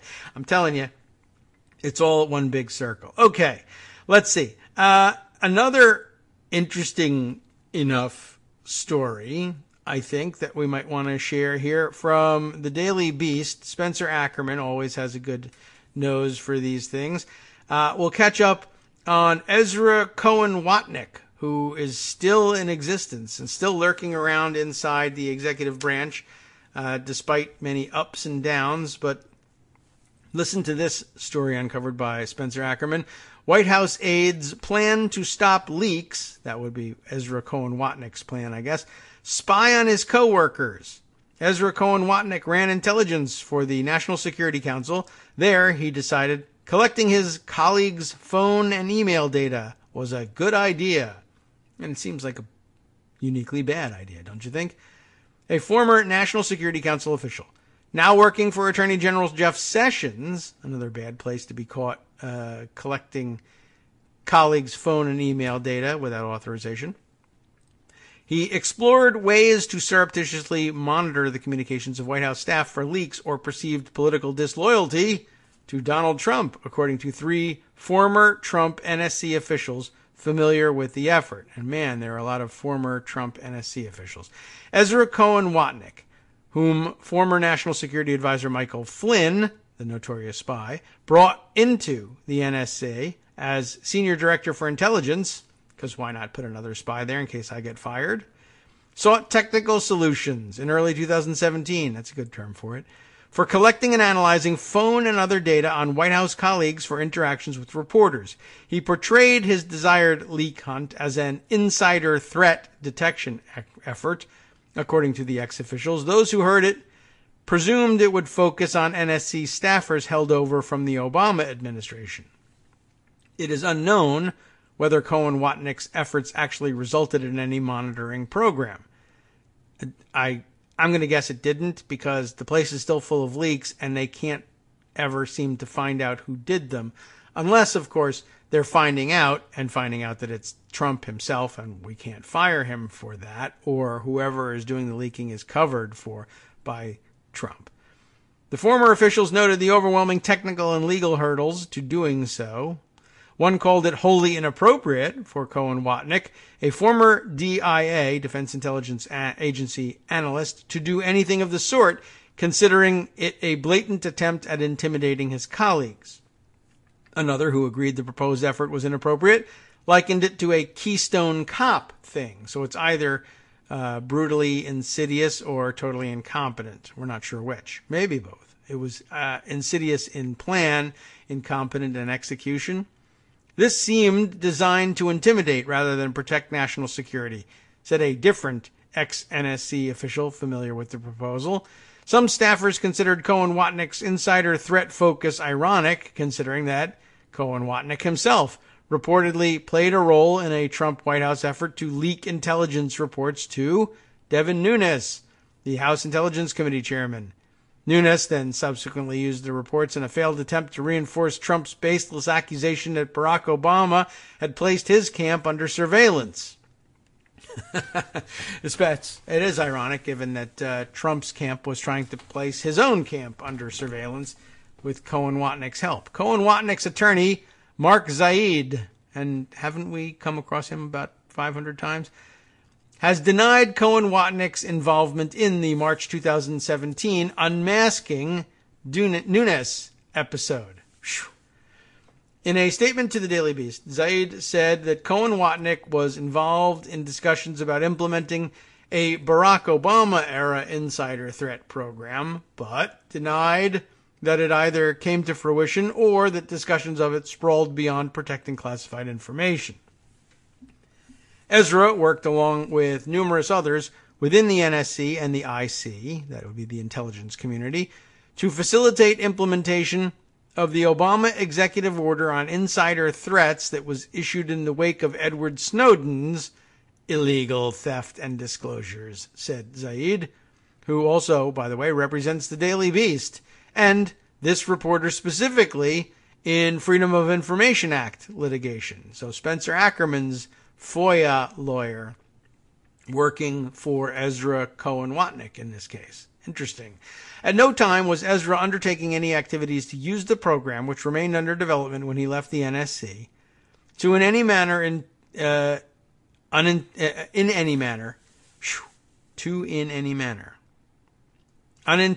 by the Obama administration. Okay, just a denial that he was doing anything inappropriate or unintended by the Obama administration. And this interesting, I guess, and implemented before the Trump administration was inaugurated, is the claim.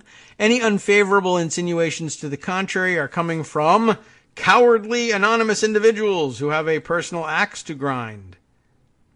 Anyway, Cohen Watnick is now reemerging from a post-White House stint at the software behemoth Oracle to take a senior advisory role to Sessions, ostensibly about counterintelligence and counterterrorism. It's happening right as the White House is once again obsessed with leaks and angry at everybody, of course, angry at the Justice Department for the Russia probe. Yet practically every major administration figure, including Trump himself, is being accused of leaking. That's caused Cohen Watnick's former colleagues, who spoke on condition of anonymity, to recall the insider threat episode out of suspicion that his new role is to be a political commissar, ensuring Sessions toes the party line desired by a president who distrusts his own attorney general. We'll be right back. Hi, it's me, David Waldman, your host for Kagro in the Morning, interrupting this little break to say thanks so much to all of you who are contributing supporters of Kagro in the Morning. Thousands of you are downloading the show each day, but fewer than 1 in 25 regular listeners are donating to help keep us on the air. For the money you'd spend on a single 3-minute iTunes song, we bring you 2 hours of great news and entertainment every day, 5 days a week. Patreon.com, Patreon.com makes it easy. You can find us there by searching KagroX or David Waldman or Kagro in the Morning or even Daily Coast Radio in their search box, and you'll be right where you need to be to make easy, recurring monthly contributions to support our show. Once again, thanks so much for your support.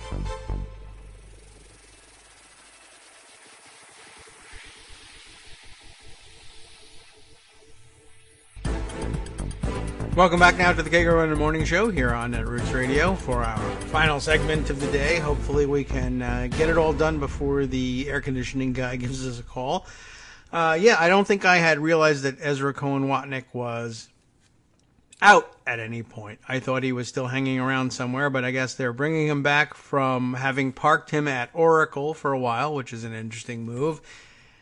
And now, as they say, thinking that he might come back as a political commissar to oversee Jeff Sessions. Interesting.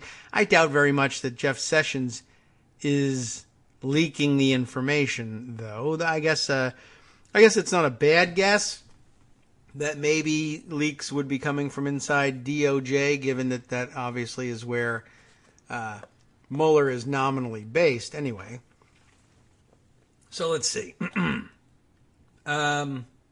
Where we left off, bringing him in as a political commissar to oversee Sessions because Sessions is distrusted by the president.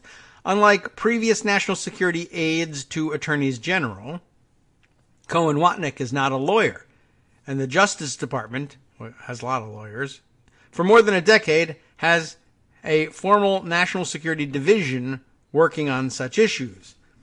I used to refer to him as the one most likely to end up like Ollie North, said a former Trump NSC official, referring to, of course, the new president of the NRA.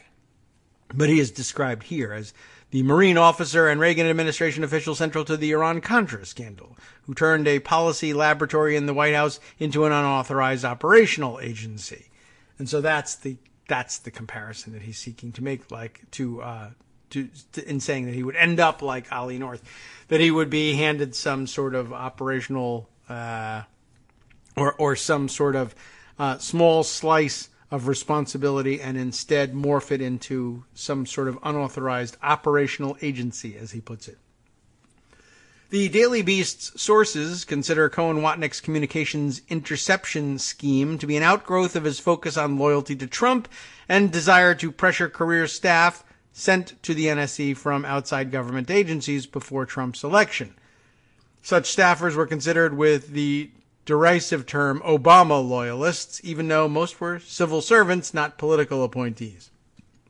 Cohen Watnick, in his early 30s, was a DIA analyst who caught the eye of the agency's then director, Mike Flynn, a spy, 3-star Army general in a former life, who went on to become Trump's premier military surrogate on the campaign and then his first national security advisor for about a couple hours. Flynn took Cohen Watnick as a senior staffer on the powerful council, where Cohen Watnick held the senior directorship for intelligence, making him a supremely influential liaison between the intelligence agencies and the White House. There, He was known as a premier Flintstone, as Flynn's adherents were derisively called. The term typically referred to the blend of paranoia, ignorance, and blustering contempt for disagreement that Flynn personified. Contempt for disagreement. I don't know about that. I think penchant for disagreement, but okay. Blustering contempt and disagreeability, anyway, that Flynn personified, as well as an apparent appetite for war with Iran. Now's the time for that, I guess. Flynn imploded less than a month into the administration and later pleaded guilty to lying to the FBI, but Cohen-Watnick remained at the NSC. He survived until August, despite Flynn's successor, Lieutenant General H.R. McMaster, attempting to fire him. And of course, we understood at the time that he was under someone's protection, and McMaster has since left. Attorney Zaid has also denied that Cohen-Watnick got fired ahead of decamping for Oracle. He, I guess, maintains that he resigned, I suppose. At the outset of the administration, one ex-NSC official recalled they were up in arms over leaks, even though the former official suspected many of those leaks came from the Trump faithful themselves. Even the terminology Cohen-Watnick and his allies employed, these officials said, spoke to the hysteria around leaks. Insider threat detection most often refers to officials who leak classified information, like Cohen-Watnick is alleged to have done with Nunes. As Spencer points out, the Pentagon got spun up about setting up programs like that after Chelsea Manning's mass disclosures of classified information on the Iraq and Afghanistan wars. The hunt to detect so-called insider threats grew even more intense after Edward Snowden's appearance on the scene. But none of the ex-officials saw Cohen-Watnick distinguishing between classified information leaking and stories appearing in the press that made the Trump team look bad, dumb, or deceitful. And that's a real problem, I would say. You're absolutely right. It's long been the suspicion, though, it's been the suspicion that any administration, but in particular, to me, it's my suspicion that Republican administrations make liberal use of national security claims to try to cover up stories that make them look bad, dumb, or deceitful. But it has long been the suspicion that any administration could do so and could get away with it, and indeed many have been caught doing just that. Spencer continues here. One of his sources recalled Cohen-Watnick expressing particular concern around the time that Trump's disastrous January 2017 phone call with Mexican President Enrique Peña Nieto leaked the following month. Another recalled becoming aware of it after an unclassified draft executive order authorizing new CIA black site detentions leaked to the New York Times. The officials said Cohen-Watnick used to hold what one ex-official described as loud secret meetings in earshot of passers-by about finding leakers.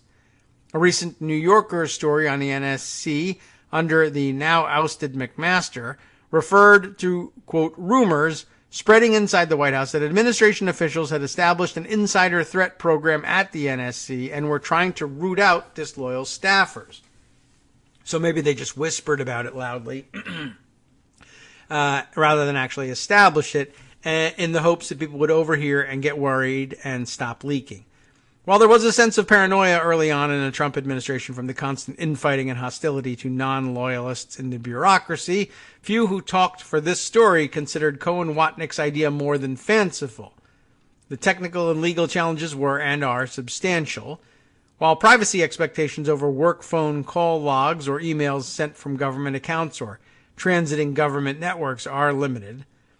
And ex-NSC officials recalled having to consent to some monitoring of those work devices and accounts upon employment. Privacy laws and whistleblower protections apply to government employees who aren't discussing classified information with journalists, particularly over their personal devices and accounts. The National Security Council is not an operational agency, let alone a law enforcement agency, one of the central aspects of the Iran-Contra scandal. It isn't one of those entities authorized to order or perform communications intercepts under the Wiretap Act. As well, laws like the Electronic Communications Privacy Act have color of law provisions preventing communications providers from turning over subscriber information to unauthorized entities. Like with unmasking and the Nunes memo, this sounds like some of the Trump administration's haphazard schemes that aren't well thought through and aren't going to result in anything meaningful, said Jake, what's this name? Laperouque. I'm going to guess. Laperouque. Laperouque. I have no idea how you would pronounce this. Laperruque. A senior counsel on surveillance issues at the Project on Government Oversight. For a government agency, the notion of clamping down on any public insight for non-classified information where there is no breach of the law is somewhat disturbing. I guess the real takeaway from that section, I would say, is good to keep in mind that the National Security Council isn't the sort of agency that can call and on its authority get information like this handed over to it. No, you're not the CIA. You don't run operations. You're not the FBI. You don't run operations. You're the National Security Council. You sit with the president and confer with him on issues of national security. You're not the National Security Agency. You're just a council. And that's it. It's important and it's related to national security, but members of the National Security Council, I guess it would be like saying, if you are I don't know, like maybe a police commissioner, but not a police officer, but an outside commissioner on a police review board of some sort, putting lights in your car and trying to pull people over or conduct surveillance or make arrests would be outside of your purview, even though you have something to do with police activity. You're not a police officer. I guess that's maybe a reasonable parallel.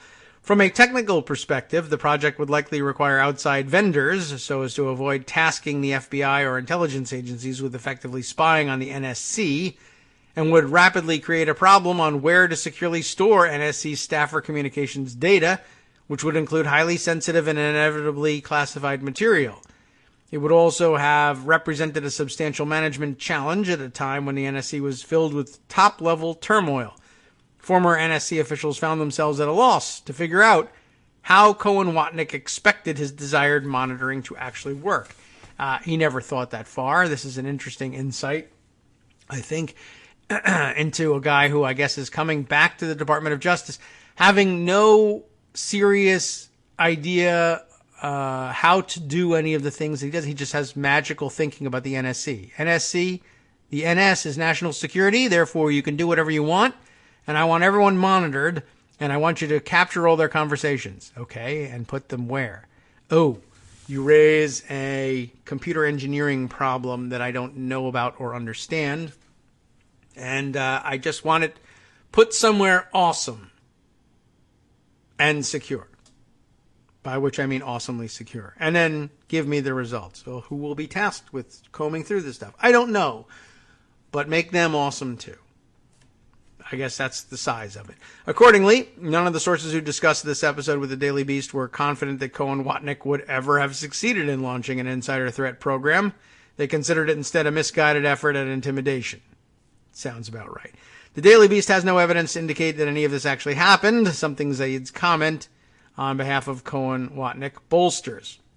It's hard to believe this had any chance of coming to fruition in terms of authorities and actually obtaining and storing data, said a former Trump NSC staffer. This seemed like more of a knee-jerk retaliation driven by frustration than any serious effort to address a real threat. Julian Sanchez, surveillance expert at the Cato Institute. I didn't realize he was at Cato. Okay. Or maybe he always was, and I didn't realize that either. Speculated that the most viable path to Cohen-Watnick achieving his initiative would be to order every employee to consent to the disclosure of their records by their telecom carrier. Even then, however, it would be a legally dubious proposition since it would effectively force NSC staffers to open their non-work phone and email accounts to the government as a condition of employment. Interesting. All right, and that wraps it up. So I don't know. I guess on the one hand, I felt a little bit misled by this idea that, it's a bright red graphic up at the top with a radar screen, but it's swirling in the way that makes it look like a siren, and it's exclusive and makes it look like a big deal. Like, we caught Ezra Cohen Watnick spying on his colleagues. And in fact, what they found isn't that, it's the opposite. But it is interesting in the sense that we're bringing this guy back into the executive branch as some kind of political enforcer. And in his last stint in government, he basically was running around pretending to be in some kind of action hero movie, threatening to implement insider threat detection systems that he had no ability and no authority and none of the technology that would have made it work available to him, but he was running around threatening it anyway. Very, very alt-right, Proud Boy-ish thing, I guess. It would be like running around or being an internet troll in the early days of internet trolling and threatening to ruin somebody's credit report or burn their house down. That was something that people would have read about in the papers being a possibility from hackers and trolls, but most hackers and trolls had either no idea how to do it or no intention of actually doing it. They just wanted to scare people. And I guess that's what Ezra Cohen Watnick was up to. And wouldn't it be fantastic to install him at the Department of Justice at this particular juncture? I would say maybe bad idea. All right, let's see. Next up, let's turn to a news story from Natasha Bertrand this morning that says Mueller's probe is even more expansive, not expensive, but that may be the case too, than it seems. The special counsel's team has interviewed a number of big names, but their interest in more obscure players tells a story too. And it sounds like it would be a good time to add some names to our watch list by reading this one through from out of the Atlantic. FBI agents working for special counsel Robert Mueller allegedly detained a lawyer with ties to Russia. Can you believe it? Ties to Russia? No, it's brand new. I never thought they would detain anybody with ties to Russia.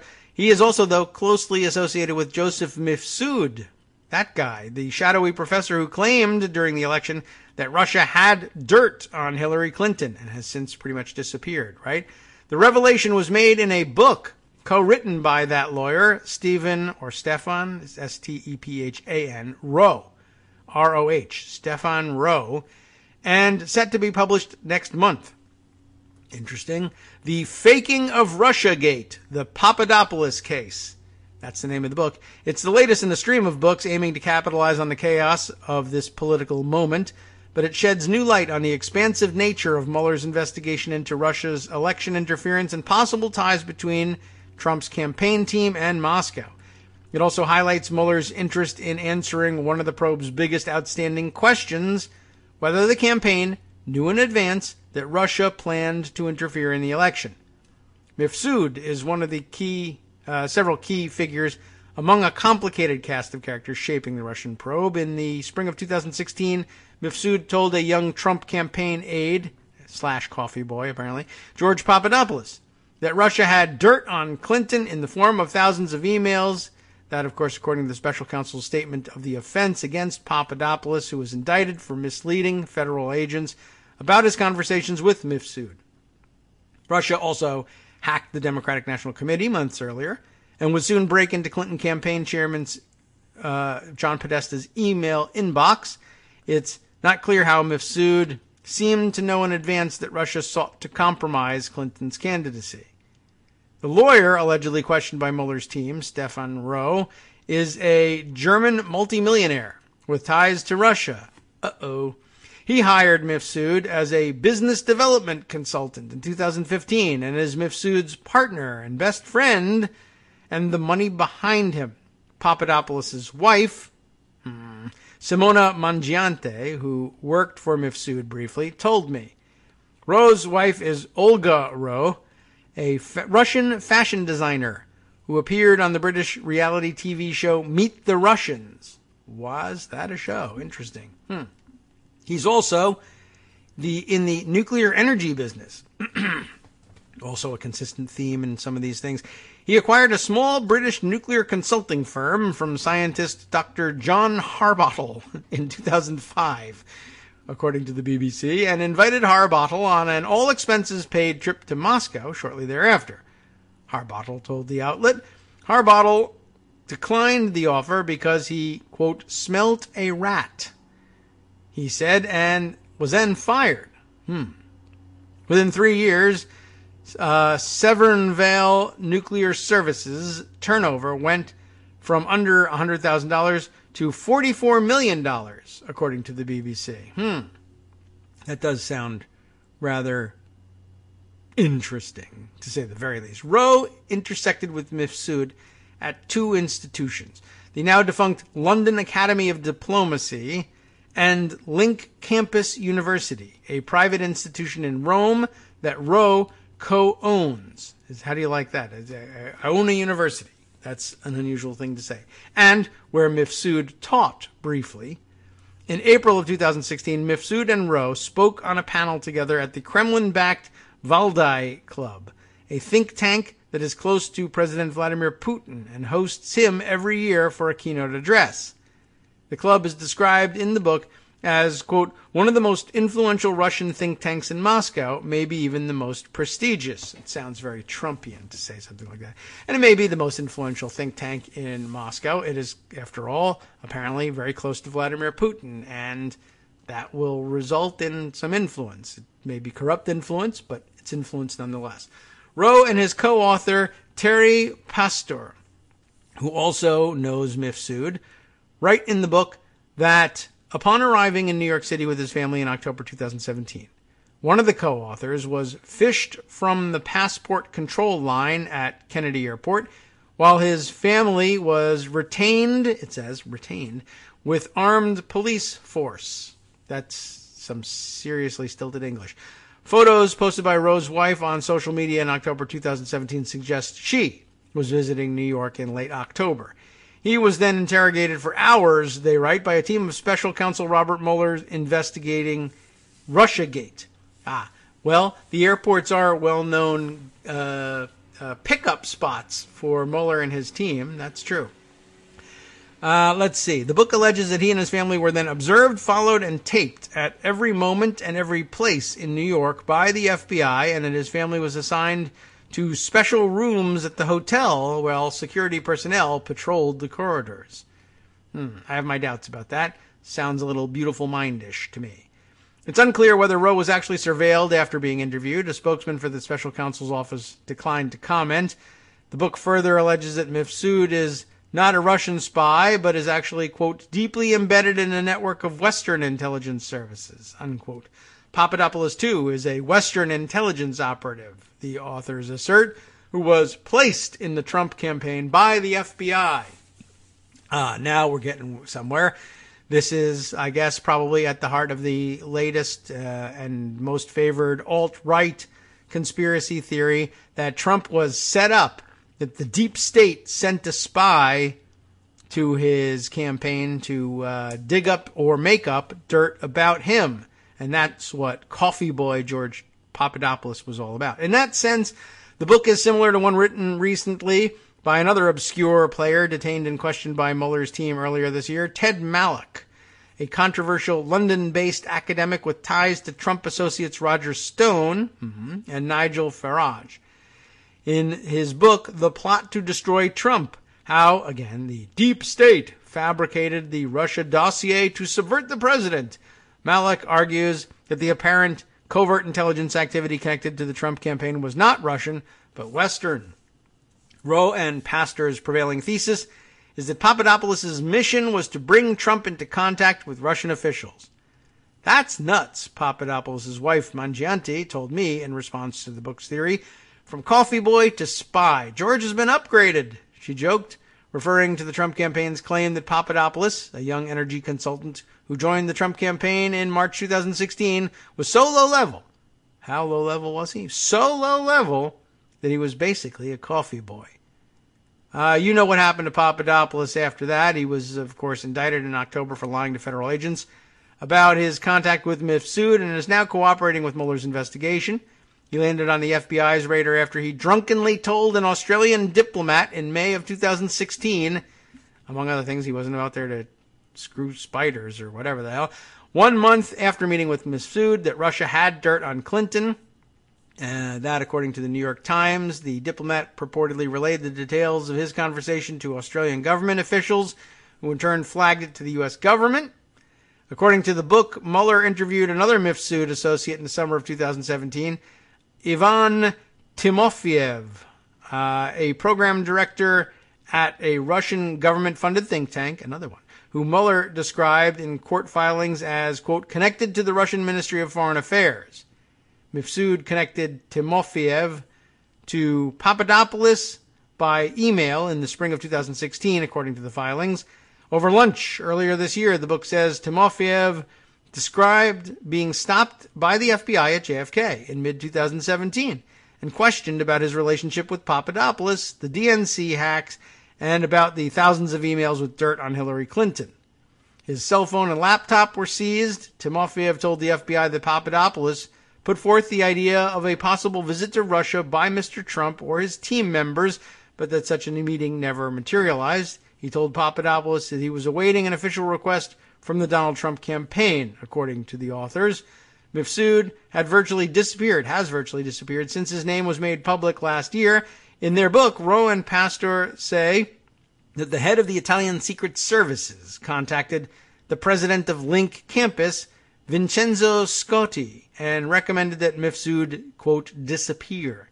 Since then, Mifsud has been requested to hide, not to communicate and not to speak to the press, Rowe and Pastor write. He has been put away and threatened to stay quiet. Well, interesting. Not necessarily all that enlightening, I think, but if any of these names pop up in the future, we'll be sure to remind you that you heard it from Natasha Bertrand in The Atlantic, and had it read to you here first. I don't know. That was rather less exciting, I think, in the end than it looked like it was going to be. What can I tell you? I'm falling prey to the clickbait headlines and trying to keep up at the same time on live radio. Not an easy thing to do. You really have to, I guess we'll have to give better screening to some of these pieces. I guess the last bit here that probably would have been more entertaining anyway, if not necessarily any more enlightening. Much talked about the New York Magazine piece from Olivia Nuzzi, who is a good source for these things and probably would have been, well, in this case, a better bet than the Natasha Bertrand entry. Donald Trump and Sean Hannity like to talk before bedtime. Life inside the bunker of Fox News' resident Trumpelganger. That's a nice neologism. Telling the story of just how weird, I guess, weirdly close the relationship between Donald Trump and Sean Hannity has grown, and once again ringing new alarm bells about the dotardly Donald Trump and how much influence idiots like Sean Hannity have in this White House. And perhaps we'll go over this one tomorrow because it was entertainingly written. And this one, I can tell you, I have skimmed through, and I can promise you, like I said, at least excellent entertainment value. It's everything you would expect, of course. And Donald Trump apparently loves to drop the Hannity name in the White House, which is a little bit weird because they all work in the White House with the president. They're not really going to be starstruck by having Sean Hannity's name dropped there.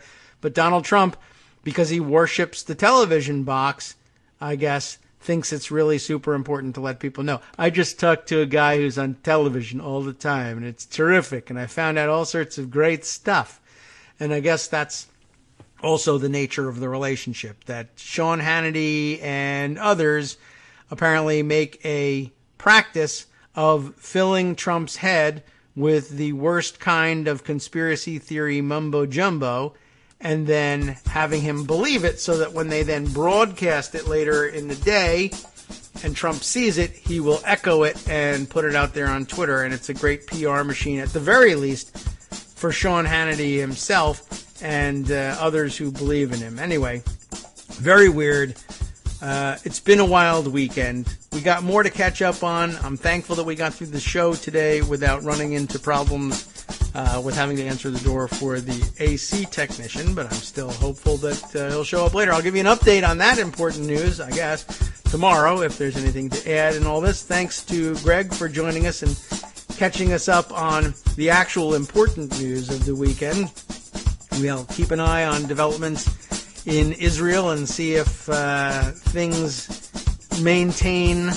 They're out of control as it is, but if we can at least keep a lid on it to where open hostilities are not breaking out and no one is injured at the new embassy, then I guess we'll consider it at least a partial success of the day, even if it was a ridiculous idea from the start.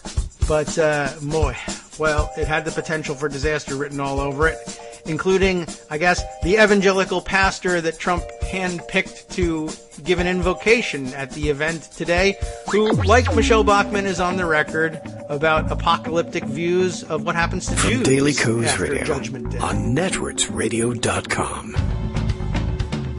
You have been listening to the Kagro in the Morning Show with David Waldman. Do stay tuned now for the West Coast Cookbook and Speakeasy with Justice Putnam, who will catch you up on all the things that we missed out on today, including the latest activities of National Security Advisor. Oh, it's hard to say that. John Bolton. We'll see what threats he brings to bear in this already overheated atmosphere. Stay tuned.